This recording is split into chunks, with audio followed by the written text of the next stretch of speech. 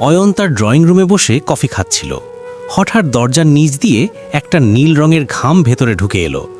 বাইরে ঝুম বৃষ্টি, অথচ খামটা একদম শুকনো। অয়ন দরজা খুলে দেখল বাইরে কেউ নেই, শুধু অন্ধকার বারান্দায় বৃষ্টির শব্দ। খামটা খুলে সে দেখল ভেতরে কোনো চিঠি নেই, শুধু একটা ছোট চিরকুট আর একটা পুরনো তামার চাবি।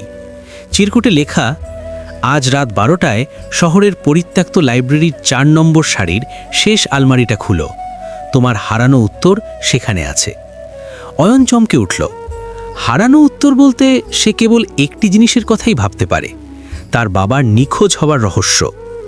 10 বছর আগে তার বাবা ঠিক এভাবেই একদিন উধাও হয়ে গিয়েছিলেন। ঠিক রাত 12টা। অয়ন টর্চ হাতে লাইব্রেরির সামনে দাঁড়ালো। তালা ভেঙে ভেতরে ঢোকার পর ধুলো আর পুরনো কাগজের গন্ধে দম আটকে আসছিল। 4 নম্বর সারির একদম শেষে গিয়ে সে দেখল একটা কাঠের আলমারি, যা দেওয়ালে খোদাই করা।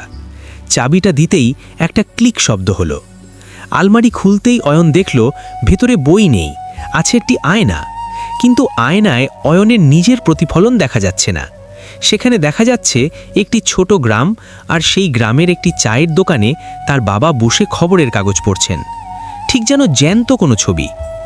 আয়নার নিচে ছোট করে লেখা, প্রবেশ করতে চাইলে শুধু হাত রাখো। অয়ন দ্বিধায় পড়ল, এটা কি কোনো ফাঁদ, নাকি বাবার কাছে পৌঁছনোর একমাত্র রাস্তা? সে যখন আয়নার দিকে হাত বাড়ালো, দেখল আয়নার কাঁচটা জলের মতো নরম হয়ে যাচ্ছে। গল্পটি অবশ্যই কমেন্ট করে জানাবেন।